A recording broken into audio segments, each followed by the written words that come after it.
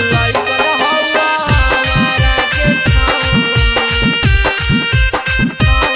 Recording by बादशाह studio अरबा।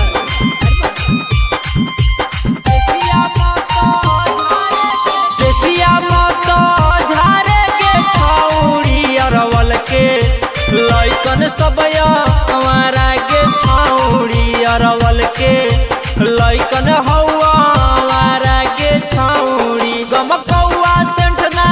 मारे के छौड़ी बैदराबाद के लइकन